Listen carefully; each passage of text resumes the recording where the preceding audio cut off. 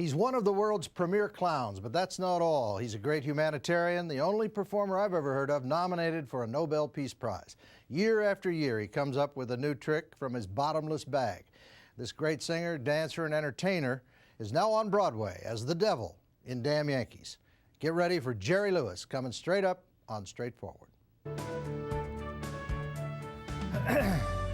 How is it possible he has never played on Broadway before? Well, this man who's done it all is doing that too. He recently hit a home run in Damn Yankees as that sly old devil Applegate, and soon the rest of the country and maybe places in the world will get to see what New York has already discovered about the one and only Jerry Lewis. He's great. Jerry, welcome to the show. Thank you, Roger. How long are you going to do this show? Most big entertainers like you go in for 9 months and then get out. Well, I'm only in New York for 6 months. Right. Then I do the telethon, and then September of '95, we start the national tour. We finish the national tour in Los Angeles September '96. Then we do the film from September '96 till January '97.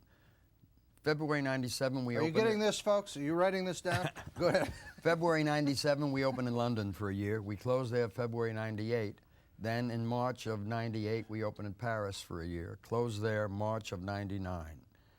If we extend, we'll go. Your kid will be in college, won't she? I mean, you haven't Danny, Danny will start.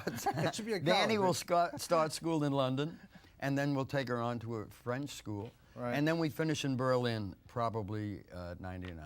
Wow, unbelievable. Well, Why'd you decide to do this? I mean, I know you're over 40 now. Why'd you? I'm going to have my 70th birthday in Baltimore. Take a shot of this. This looks like 70. If 70 looks this good, I can't wait. Well, I told you earlier, my secret is simple. Every morning I have toasted English muffin, coffee, and embalming fluid, and it's wonderful. Well, you do look great. You really do. Thank you. I wanted to do Broadway all of my life, and never ever felt that I had the right material. I had at least a dozen chances to do Broadway, and it was either I was either involved in a film, I had other work, had other stuff on my plate, or the material just wasn't. I didn't want to go to New Haven. Are there any other shows that you would have done that are well-known shows? I mean, I can't see you in some shows, but I could see you in others. I could have done My Fair Lady, but they thought that I was too tall to do Liza. So, no, I don't know of any show that looks like it was written for me. Mm-hmm. And I've been playing the devil for 64 years from day one. Yeah. And it's a role made in heaven, no pun intended. Right. I walked into this incredible company of performers who had done the show for a year. So it was absolutely a well-oiled machine. Right. I stepped in, brought a little of Jerry, but I am very, very dedicated to the play.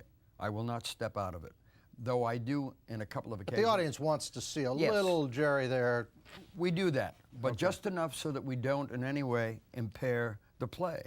Because that I would not do. It's unprofessional to get in the way of other performers, and you're smart enough to have been around. I will not do that. I will not hang out another performer for a cheap laugh. That I won't do. And the I audience. would, by the way. I mean, the hell with them. That's but okay. I mean, but you're a pro. I mean, the hell with it. But I'll tell you this: if you come to see the show, you will see something you've never seen in a theater in your life. It's an absolute happening, unlike anything I've ever experienced or anything I ever dreamt possible. And it happens every performance. And I've done 97 of them already. And it happens every performance. In the middle of the show, halfway, a quarter of the way. It's an incredible something, and nobody can tell me exactly what's happening. I first saw Damn Yankees 30 years ago in summer stock, so I'm familiar with the play. But I was not surprised, but sometimes critics can be tough. Were you worried about the critics? Because they've been very kind to you in this. They think you're marvelous, and they've been terrific.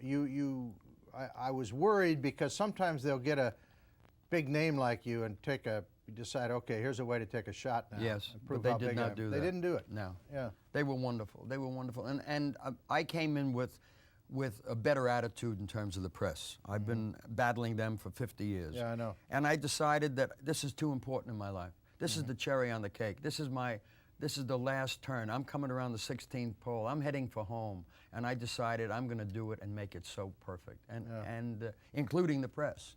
I've done 170 one-on-ones in the last 5 months. Wow. and 85 electronics. Wow. And I didn't have one that I could not honestly say to you that I had one that was a discomfort. How much of that was you're fighting with the press, and how much of it, I mean, I had my fights with the press over the years too, and will continue to, by the way, in case you're hoping I'll lighten up. Yes, I love that. But how much of that was you? You seem to be pretty calm, pretty sure of yourself, pretty, you know, entertainers go through a period in your lives. You had a Percodan problem, I Oh, understand, God, for, yes. for a long time. Mm-hmm. A lot of other entertainers have had insecurity problems, a lot of things that cause fights. How much of that was within you, and how much was perpetrated by the press? Well, I think in fairness, I have to say, probably 70% was me. And it was me because I really wanted them to hear me, and they weren't hearing me. And I wanted them to stop everything they were doing and listen to this integrity, motivated individual. And they were just not listening, and it turned me against them when, in fact, if I was wiser at the time, I'm talking about maybe 40 years ago, and you're never, ever with wisdom when you're only 30 years old. If I was wiser, I would not have attempted to let them know that I was more than what they saw on the screen. And that was part and parcel of my anger. And you learn as you get older, the one thing that my dad had taught me from day one, you will have wisdom the day you recognize you cannot please everyone. Your dad was in the entertainment business, your mom also, right? Yeah, both of them. I learned most everything I know from them.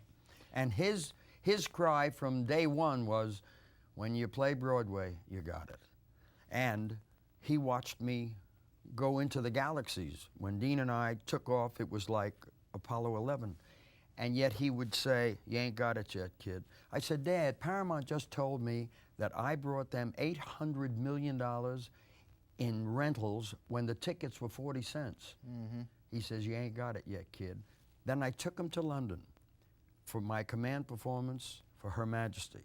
And unlike the protocol with the royal family, Her Majesty stood up at the end of 2.5 hours of a one-man show. And so did the audience. And I ran back to the dressing room and I said, "Dad, it doesn't get better than that." He said, "It does when you play Broadway." So now you're on Broadway. So the night I opened on February 28th, I come up on the elevator for that last bow. And I felt like Shirley MacLaine because I heard my dad say, "Now you got it, kid." Oh, isn't that great?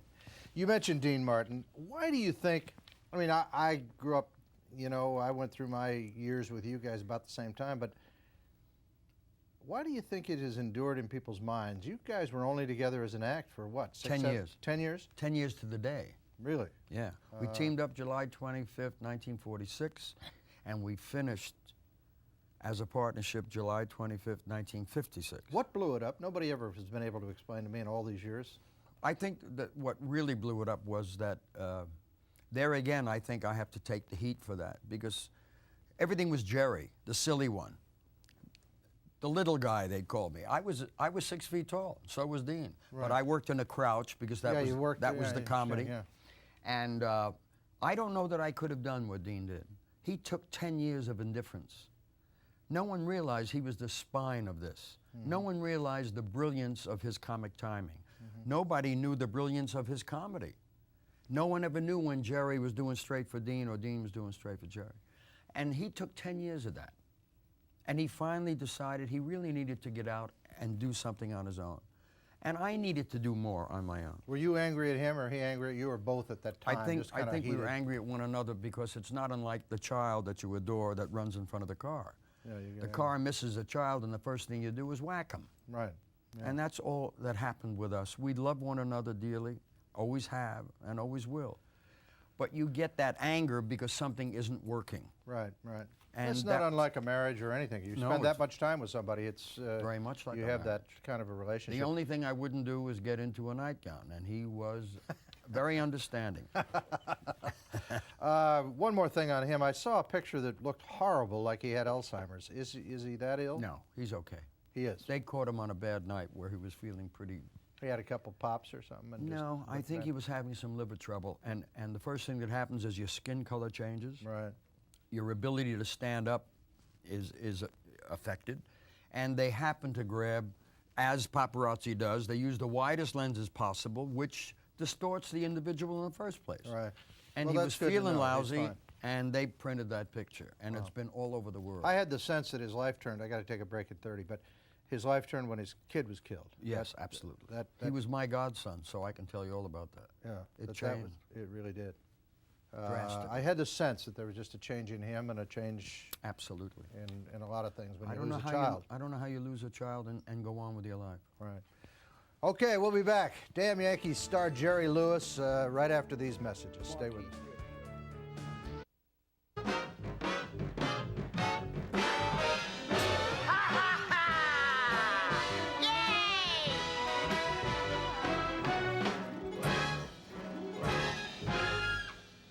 We got each other. La, da, da, da, da.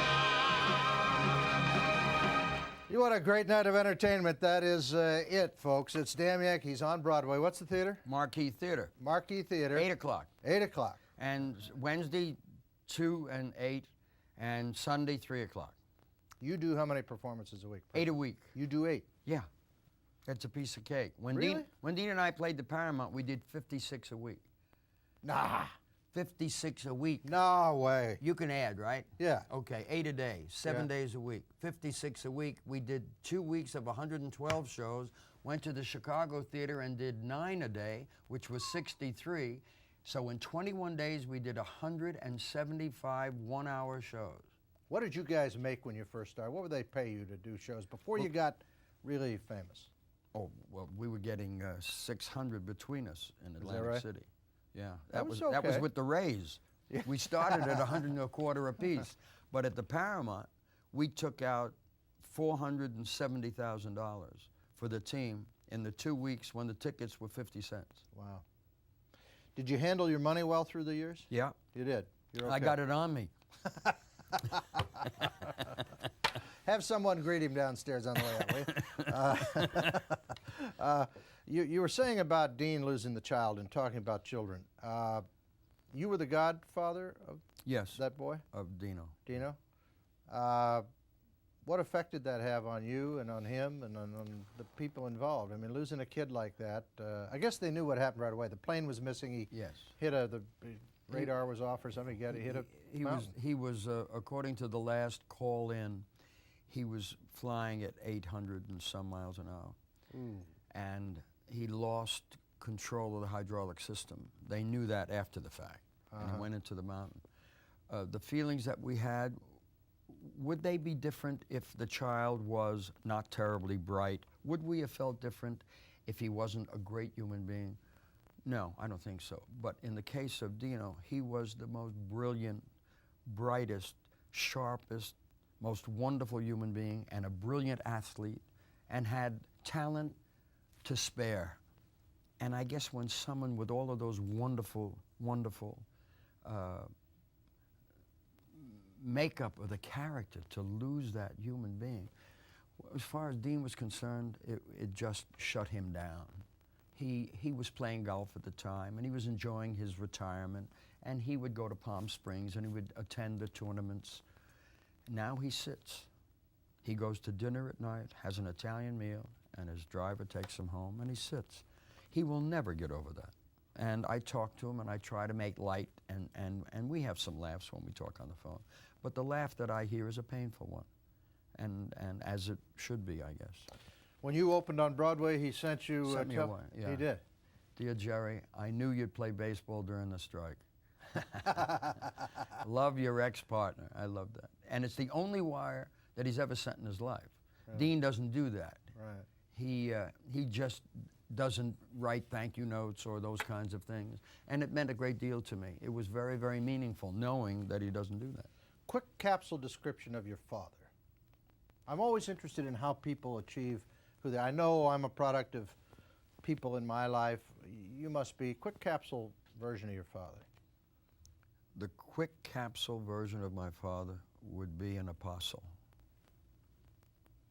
When I go to Rome and I see them up there on the Vatican, I always see his face. Really? He had that kind of wisdom. He had the kind of talent. And everything that Did he I have the do- humor? Who'd you get the humor from? From him. Yeah. Oh, God, yes. Yeah. He was a brilliant comedian and a marvelous performer. And I'm a clone of him, except that I'm not quite as good yet. I still have some time to go. Did he ever criticize your performance? Oh, on a number of occasions, yes. Really? Yes, but always constructively. I did one thing at an opening in Vegas, had a tremendous audience, couldn't get a seat, and I did one of those great 2-hour performances myself on stage. And I come off and I'm waiting for my dad to respond, and he doesn't say anything to me. I said, "What happened?" He said, "Well, for an amateur, it was okay." And I said, "What are you talking about? That audience stood up. I did the best show I've ever done in my life." He said, "With one exception. You turned around and you did a gag with the band and you turned your back on your audience. That's an amateur. And if you do it again, you'll never do well, in my mind." Ooh, tough hit. You bet. But right on. But you never did it again? Never did it again. Isn't that Ever. funny? A cheap laugh to get from the band, turn your back on an audience? Yeah, I just didn't realize I did it. But I do realize now that I must never do that right. and wouldn't ever again. And that's 20 years ago. How about your mom? My mom was a brilliant musician. She played and arranged everything for my dad, accompanied him, and she gave me my musical information all through my life. So between my mom and dad, I literally went to Juilliard and to the greatest acting school in the world with him. I got it all from the two of them. Why do you think you are so hot in France, Australia, I forget where else, Japan. The Netherlands. The Netherlands. Why you never, and you were always hot there. We got 30 seconds to break, but you were always hot there. International language. They don't have to hear what I say. They have to just watch what I do. Very interesting. And there were only maybe 5 in the history of cinema that had that kind of adulation. Had you been born and worked in silent pictures, you would have been just as big a star. I would have loved that. Yeah? I just missed silent pictures, just missed vaudeville, and I just missed the war, thank God. Yeah.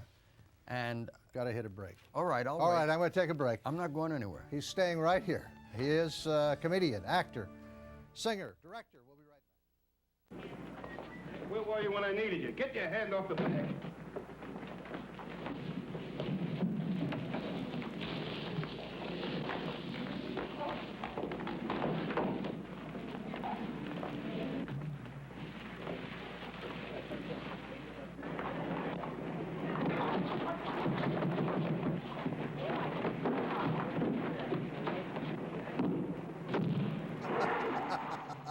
That's a great scene. You know, I always was amazed at the physical stuff you did. I mean, I'm people doing don't it in realize- Damn Yankees. You're still doing it? Oh, Because you sure. look great. You're moving well. Yeah, Yeah. I feel wonderful. Did you ever get hurt in a stunt? I mean, are you 100 messed times. up? Really? Sure. You feeling it in the joints some mornings? Well, of course. Yeah. Yeah, it's like an athlete. An old stuntman gets up and he says, you know, Burt Reynolds and guys who started as stuntmen, you know, they got I did arthritis every and- stunt in over 60 films, Is that right? with the exception of one stunt where the insurance company wouldn't allow me to go out of a plane.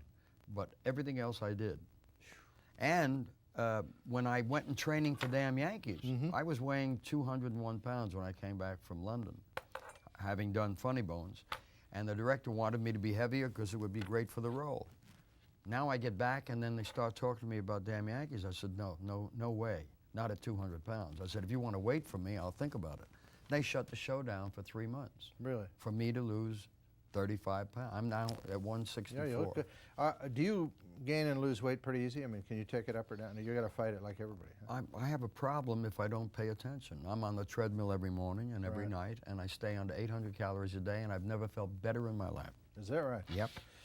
I have a we have- Nathan's hot dog once in a while as Yeah, a well, treat. yeah, As yeah. a treat. Okay, put up that picture. I have a picture of you. I think you're 20 years old in this picture. right? Exactly. 20 years old. Yep. You were in the business. Had you started working? Is that with Dean? Were you working Yes, with Dean we at were that time? doing My Friend Irma. That was our first film. First film. Okay, you're Yeah. 20 years old. You're doing films. Now, look at that boy. Knowing what you know today, that boy did not know, what would you tell him? What would you tell him about life? What would you tell him about what he needs to know? Let's say you could sit down and say, young man, you're not bad. You're good. Well, first of all, he wouldn't have heard me. He would not have heard you. He would not have heard me.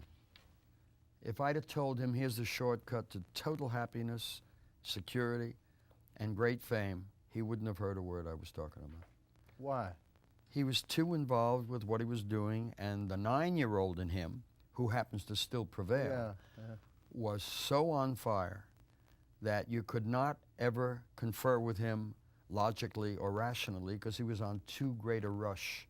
And that was the secret of what happened with the two of them. The rush that they were involved in. It was so wonderful. It was meteoric. And you just can't get lightning in a bottle. And that's what you would have had to do to get him to pay attention. Wow. What's the best piece of advice, if he had been willing to listen, that you would have given him about life? What are you going to say to your daughter someday about? I'm going to say to my daughter what I said to her this morning. The love that you show for other people is going to make you a princess. Isn't that nice? And that's what I would have Oh, told her. look, There she is. There she is. My miracle baby. I want to talk to you about her a second. Okay? You're a dad at your age now, For the 7th time. 7th time. Yeah. Were you always a good dad? Did you blow it a few times? Did you? Well, are you I was different a dad today? at that age. I was a dad at that age. At 20, you were Sure. already a dad. I had almost 1.5 sons at 20. Wow.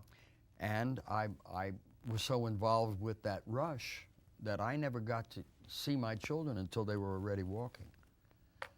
That I fixed with my daughter. I have had 2 hours every morning from the day she was born. I change her, I feed her, I dance with her, we play music together. That 2 hours is mine every day of her life. And a couple of days in this New York run where I couldn't do that, you can see the effect it's had on the child. Really? She was deeply affected by the fact that I missed a couple of days, and I had to fix that so that it never happens again. We're very, very, very, very connected. We bonded the way a father should with a child. But at this age, there's no excuse for not doing it right. Yeah. It's interesting how we get absorbed in our own careers, and then somehow we look back and we say, you know, it's like that line about nobody's ever going to say, I wish I'd spent more days at the office. And it's really true about careers, too. And the career that you're talking about, you will proclaim you're doing for them. Yeah. When they would say to you, don't help me. Just be around. Yes, be here. And that's what we have. She comes to the theater with me. I'm with her at that wonderful 2-hour period every morning. She knows the show. She knows the music. She's backstage and watches it happen. And she loves to watch her dad. And her dad loves to perform for her. So Is she going to be a performer, do you think? I hope so. You do? What do you think of the guy that says, I don't want my son to be a mailman like me? Isn't he That's- saying that yeah. he didn't like doing what he was doing? Right.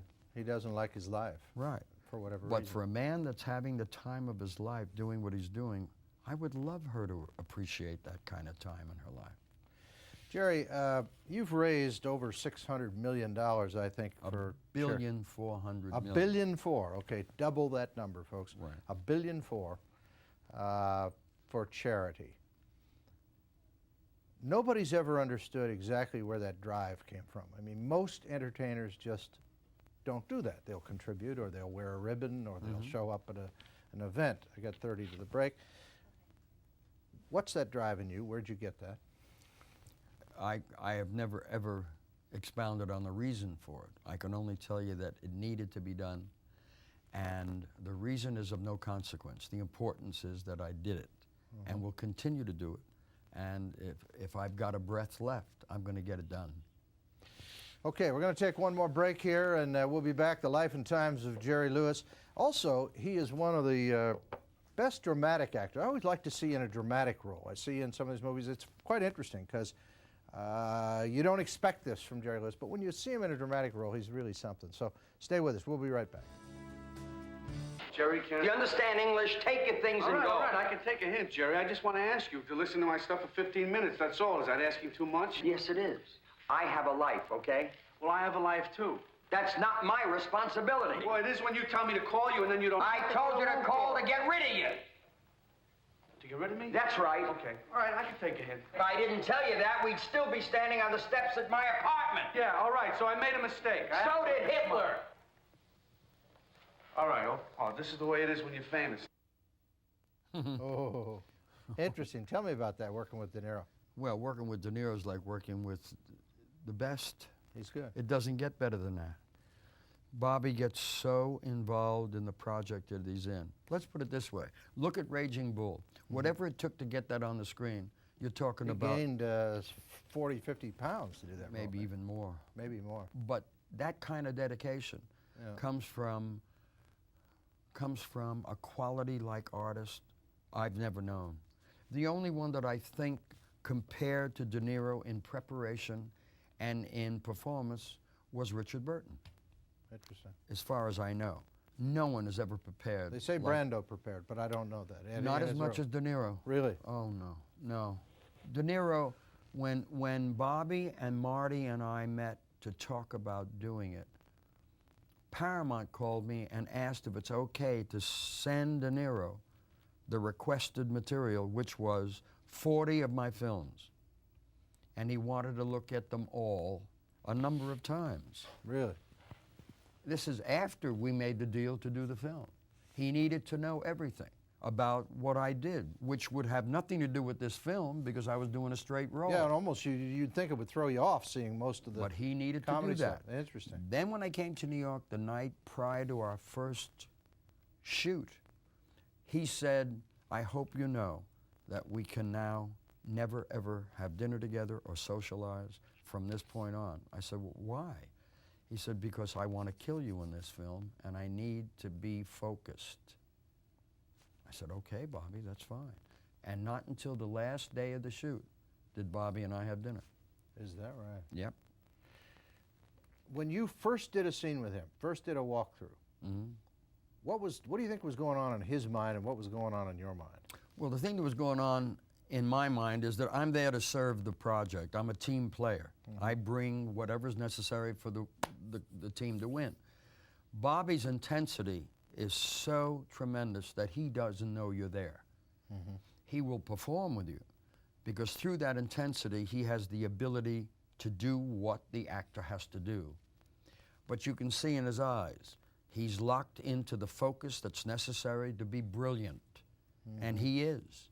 He's unlike any actor that's ever lived, including Brando and any number of them that you want to mention. Wow.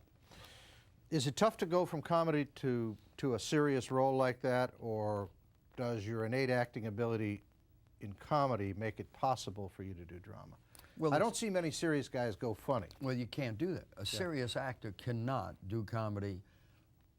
Let's say he can probably pull it off. He could act comedy. He can act comedy, but you can take a comic and he'll do Shakespeare for you in a heartbeat, because the basis of what he does as a fool is very dramatic.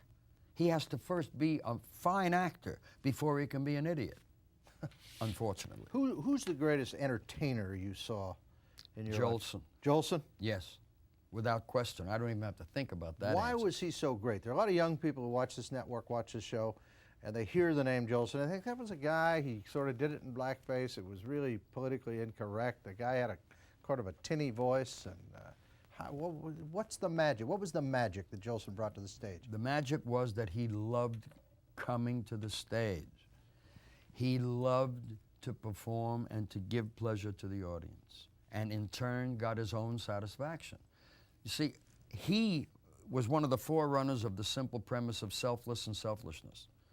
He was the most selfish performer that ever lived that appeared to be selfless because he got the greatest amount of satisfaction from watching that audience cheer him. And I'm the same way. I get such joy out of watching that audience stand up every night. I get it all.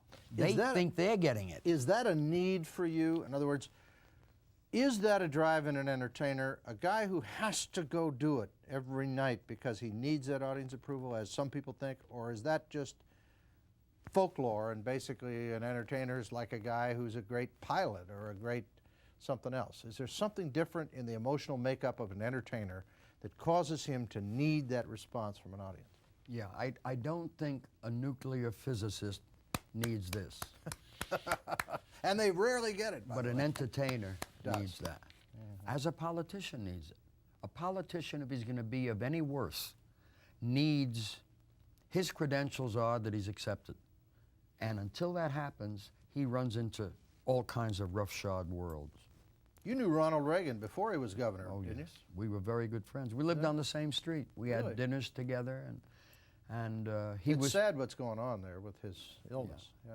he was the president of Screen Actors Guild when Nancy and Ronnie and I spent time at the ranch or at my home or at his home.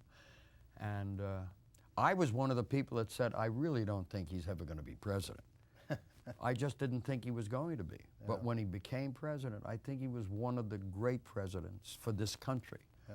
His communication ability and his zeal, his love of serving was beyond comprehension as far as I was concerned. It's interesting. He believed in. I coached him, as you know, in I know. the second debate in the '84 election, and got to know him quite well and did some work with him.